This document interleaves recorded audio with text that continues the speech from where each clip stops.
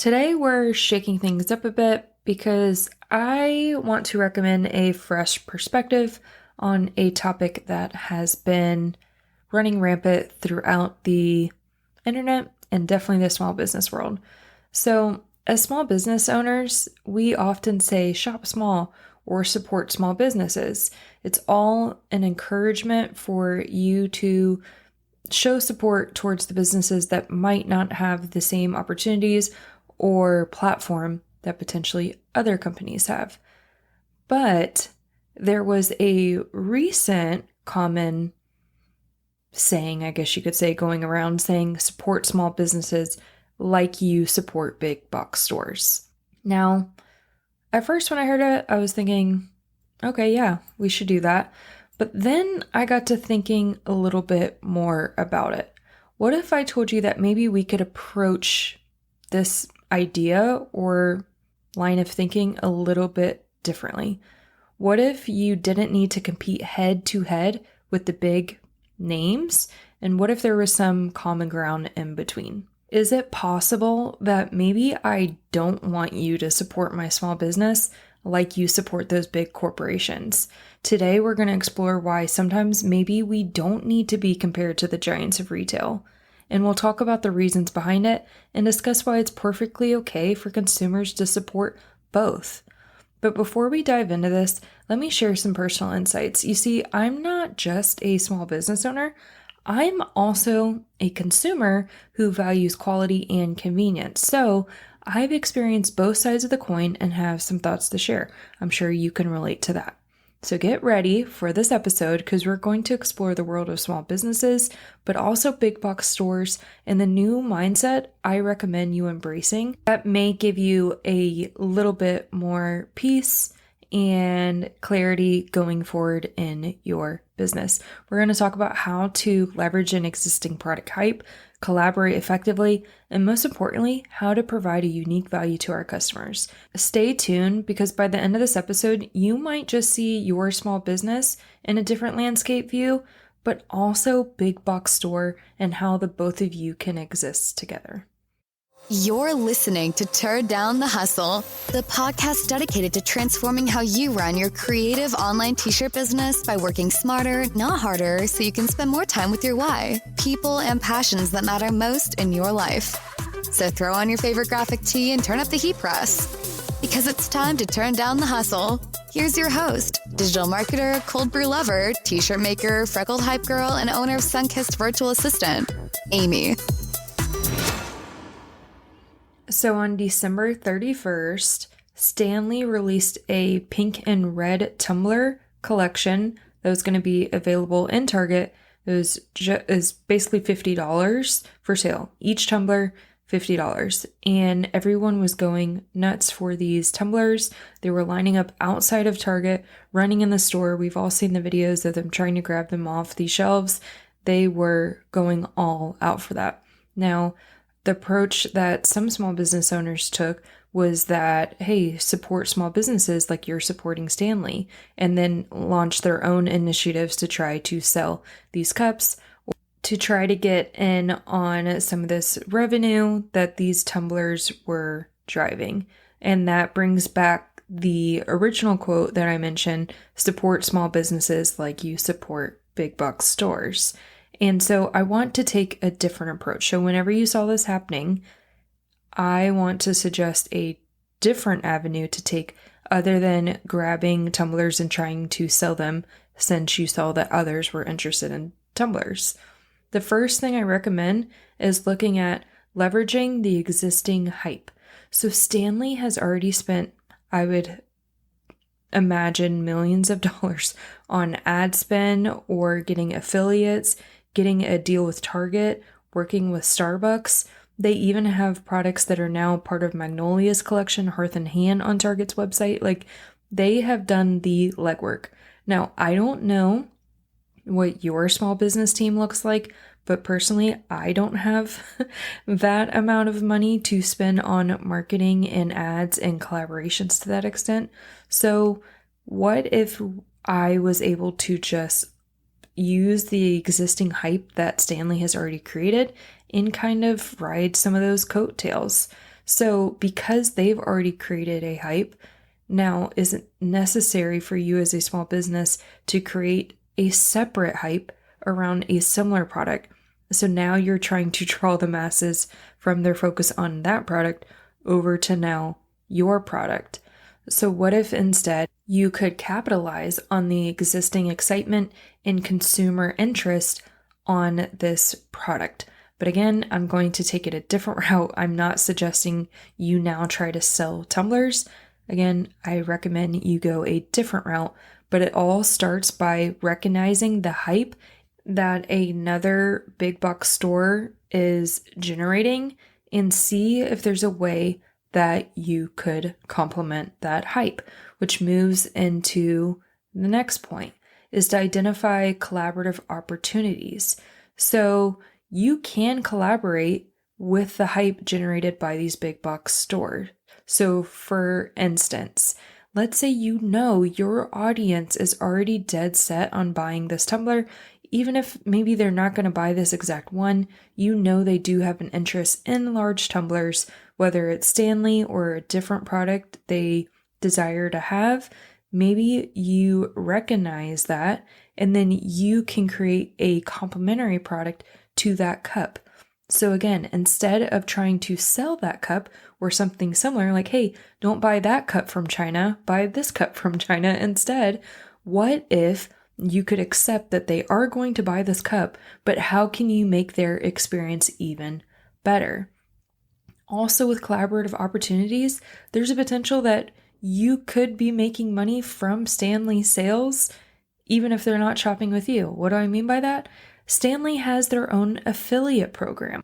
All you have to do is go to adventlink.com. It's their affiliate website. You'll fill out the application. Once you're approved, you take the Stanley item, whatever you want to sell, put it on your website, and then you'll send customers to their website through your link, and then you will be paid for sales completed through your clicks that you send them to check out. So it's 10% commission on all sales. So what is that for a $50 tumbler? That's $5 for everyone you sell.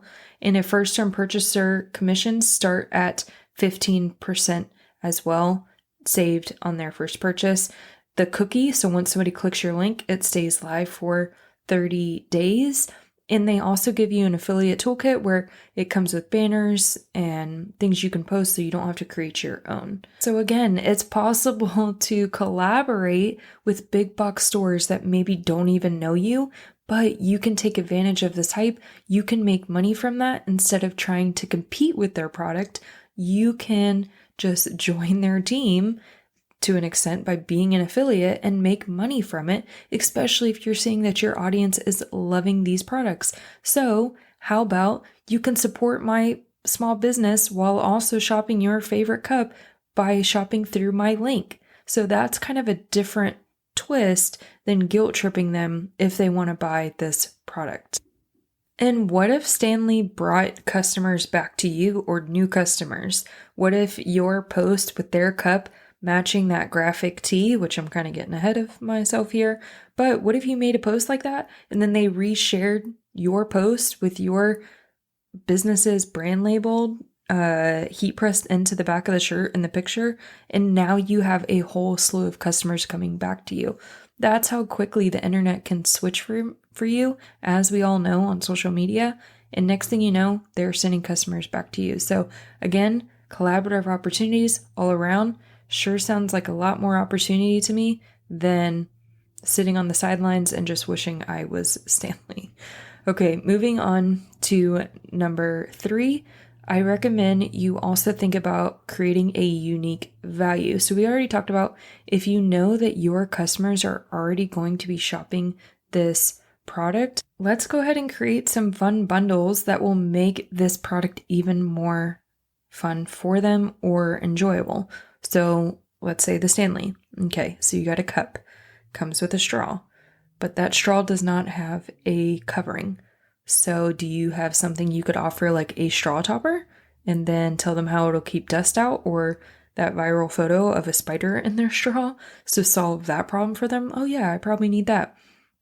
Or what about a straw charm? So not necessarily that tops the straw, but it's on the side. It's super cute. You could switch it out seasonally. Or what about those acrylic toppers as well, where you can customize with their name, or maybe it has hearts for Valentine's Day coming up, something like that that they could add to their Stanley. Also, Stanleys, they have that metal bottom, so they're kind of loud when you set them down. What about those I don't even know how you would say that, like the footers, the footing, those silicone feet that you would put on the bottom of a tumbler? That way it's not loud. Or what about a sleeve? So if it sweats at all, or I don't know, maybe you want to keep it a certain temperature even more, cold or hot, or maybe you want like a carrying case with that sleeve to put your Stanley in. There you go. You're adding value without trying to compete directly with them. So you could have fun posts with it, like, hey, are you at Target? Screenshot yourself at the drop versus, are you guys really at Target? You should be shopping with me. You see the difference in tone? Now, if that's your small business tone and that's what your customers respond to, sure, you found your tribe. I can only speak from my preference as a business owner and my preference as a consumer. And personally, I do not like being guilt tripped, especially if I am comfortable with buying a quality product. And I am one of those ones that will spend that amount on that cup. Now, Stanley is not my preference.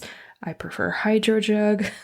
It's spill proof, so I appreciate that when it's in my bag and I don't have to worry about it spilling, but that's a separate conversation. Anyhow, but I really appreciate the quality of the tumbler I have, and I'm willing to spend that amount if it means that I don't have to personally keep going through breaking all of these other $20 and $30 tumblers. If I can just get one tumbler that will last me, that's where I want to invest my money. And gosh, we haven't even directly talked about the graphic tees yet that you could offer. We've already seen those designs where it's the super cute like fanny pack with the tumbler, and it's maybe seasonal where it has the tumbler in all these different instances. What about a t-shirt to rock with their tumbler? Once again, that t-shirt that you're selling them doesn't really land or impact if they didn't go buy that Stanley tumbler. So if they're going to do it, they're going to do it, but how can you upgrade and complement their experience? Which moves into the next segment, talking about meeting customer needs. So ask them, hey, what do you love about your cup? What do you wish it had? By asking those questions, you may decide that, hey, one of those straw charms or toppers would meet their need, or it's possible that the cup they just bought does not meet their needs. That way you can then go source a certain tumbler that will meet their needs, whatever that is, and bring that back to them. Like, hey, I really like tumblers that have designs. Great. So maybe you're not getting that with your current tumbler. Now I can either go make it or I can go find a wholesaler that can provide that product for you. But it's staying on top of what they actually need. And the last point I want to talk about is just the need for us to live cohesively with these big box stores. So our small businesses may not provide all the necessities that the big box stores do, maybe not even necessities like splurge purchases either. We might not provide those for our customers in every aspect. That's okay. We're not looking to meet every need for those customers. We have our lane, we have our niche, and that's what we're going to stay in. If it's graphic tees, you're going to be known as the best graphic tee business they've ever seen, and you are going to be their go-to for that. You don't have to be their go-to for every other item, but if you can source wholesale products like those special add-ons and maybe create some kind of bonus pack or a tumbler pack or a tumbler kit, something like that to complement their experience, sure, but just keep that in mind that we don't have all of those products that those big box stores do, and we shouldn't. That will take us out of our lane and our specialty. I truly believe that if we can find a way to look at what big box stores are doing, and instead of trying to knock their hustle, see if we can't recreate what they've done, take notes, meaning how are they talking to their audience? What kind of reels are they posting? What trending audio are they using? Take notes like that, or take a look at the hype that they're already generating and see if you can play on that and also meet customers' need in a different sense. If we complement these big box stores rather than competing with them, I truly believe that you will be more at peace as a business owner. Your customers will enjoy it more. Not to mention, you'll find something to connect with your customers on outside of your standard conversations you're having in your business. Okay, so that's it for this episode. During this episode, I challenged the thinking of support small businesses like you support big box stores because, hey, yeah, maybe we would want the hype that you're giving big box stores, but I can tell you what, I don't want the heat that you're giving big box stores either. I don't want all the customer complaints, the refunds I have to process, the employees I have to figure out and manage, the product developing, the marketing. Oh, by the way, I highly doubt if the CEO started as a creator that they're enjoying making the products themselves. Because for a lot of us, that's why we're doing the business. It's a creative outlet. So again, sure, maybe if you want to give me your support like the big box store, that's fine, but I don't want their heat. So you can have that, and I'm happy with my small business. With that, we should think about leveraging the existing hype that those big box stores are already creating. Look for those collaborative opportunities with them. Do they offer an affiliate program? When your audience is already showing you that they love their products, hey, why not give them a link to shop? Also create unique value, thinking about how you can offer products that complement the purchases they're already making while thinking ahead to your customer needs. What do they actually desire and want? Can you send them in the direction that provides that, or can you refine your product offering? Lastly, I highly recommend we find a way to live cohesively with these big box stores because they're not going anywhere, and I'm going to continue to support them. They provide the goods I need to live. So as a small business owner, I'm going to be looking for ways that these big box stores can help me. Now, I'd love to hear all of your thoughts on this episode. I get it. This conversation was one that you probably have not read about on the internet. Everyone has been taking the other route of support small businesses, like you support big box stores, and I get it, and there's merit to that. But I just kind of put a spin on that whole logic and how the whole Stanley craze went down. And I definitely see some opportunities that small business owners could have potentially taken advantage of if our mindset was different. I'd love to hear your thoughts, your experiences, and all of your feedback on this episode. Make a post in the Turn Down the Hustle podcast Facebook group, submit a post, I'll get it approved. I'd love to hear your thoughts. It's time to wrap up another incredible episode of Turn Down the Hustle. I hope you've enjoyed today's episode and found some valuable insights to fuel your journey. Don't forget to visit sunkissva.com/podcast to access the show notes for this episode. You'll find all the links mentioned in today's discussion, along with actionable tips and resources to help you implement what we've discussed. Lastly, make sure to hit that follow button so you never miss another episode. I'll be here cheering you on and sharing more inspiration and strategies to help you turn down the hustle and work smarter, not harder. I'm so honored to be a part of your journey. Until next time.